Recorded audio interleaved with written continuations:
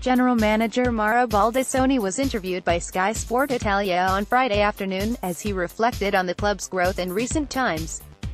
Baldissoni was asked about the impact of the club's recent Champions League run on the ongoing project to improve and develop the team, before discussing a number of issues related to the club going forward. Are you more disappointed at not beating a team you could have, or more proud of the fact you battled until the death? It's a bit of both. You're always going to be disappointed when you fight till the very last minute to reach the Champions League final. You must always believe you're in with a chance, as our players did. Apart from the mistakes we made in the first leg, I think we had what it takes to beat Liverpool. At the same time, we realize how well we did over the course of the competition. The club aims to be one of the best teams in Europe, and it's an ambitious objective. We want to be a Champions League team, as the president often says. This is the fourth year in a row that we've had the chance to play in the Champions League, although last year we went out to Porto at the playoff stage. I think the other night was a milestone because it marks a new starting point. Whether or not we reach the semi-finals or the final in future, we want to be able to give anyone a run for their money. Do you feel something has changed in the relationship between the club and the fans? You see the fruits of your labor on the pitch, and results help you to understand how well you're doing, because you don't obtain results by chance. The fans understand and appreciate what we're doing. There's never been any shortage of commitment. Sometimes it's difficult to explain what you're doing while you're doing it. Do you feel anything different around the city? I've always sensed a great deal of respect, but people sometimes make judgments based on the moment. There's a bit more enthusiasm now. We need to rid ourselves of this veneer of pessimism. If you can dream of something, you can achieve it too. We've shown that it's doable, and, yes, it does help relations. Sean Cox's wife appreciated Roma's support. I think it's abundantly clear to everyone that we never had a moment's hesitation and that we do not tolerate violence. People who go around bragging and showing off like that are despicable, and we won't stand for it in the slightest. President Pilates' comments on the refereeing could see him sanctioned by UEFA. We'll see. The president expressed a general principle, which is that technology can help the referee. The language may be a bit more colorful in the heat of the moment, but we never intend to disrespect anyone. We have to focus on our own mistakes and how we can improve. The referee himself knows that he made mistakes, but you must always show respect. Did you expect Eusebio Di Francesco to achieve results like this so quickly? It was certainly our hope. Di Francesco was our sporting director's first choice, and we like his methods and the way he carries himself on and off the pitch. After the Liverpool game, he said we shouldn't be thinking about the referee, as there's no time for things like that, and that the players should focus on winning until the very end.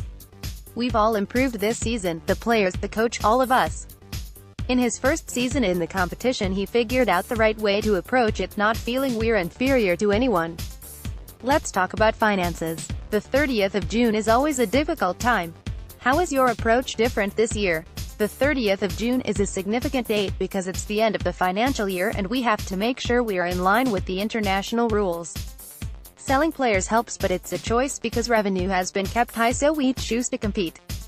If you want to achieve good results and high revenue, your costs are going to be high. And if your costs are higher than your revenue, then you need to balance it out. It's something all clubs do, and for different reasons it happens in every transfer window.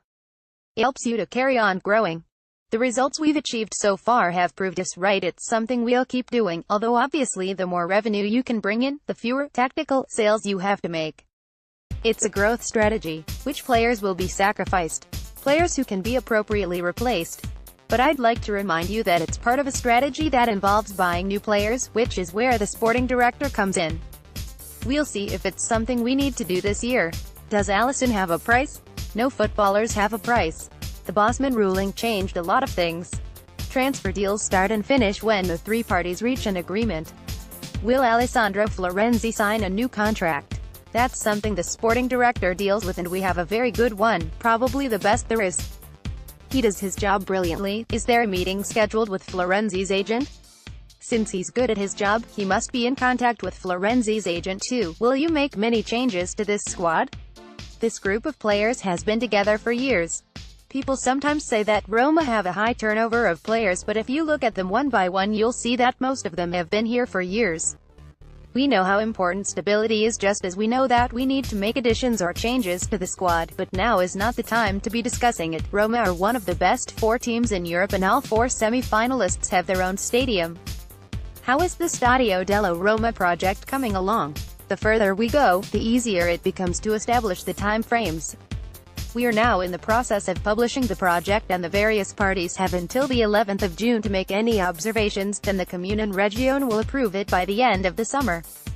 After that, there'll be the mandatory European public tenders, together with private works. We should get started in about 6 months' time, at the end of this year or the start of next. Palauta has said he could lose patience. He's very fond of the team and he's very competitive. He doesn't give in easily and he wants to help Roma achieve the targets he set. The stadium project is a daily expense. There are a whole load of people working on it and high costs, and he's put in money up front. Any delay, which may mean putting it back for a whole season, implies costs. It could get to a point where it's no longer sustainable, but fortunately that risk seems to be behind us now. We are confident. Will Roma qualify for next year's Champions League? I don't see why not. We're third at the moment.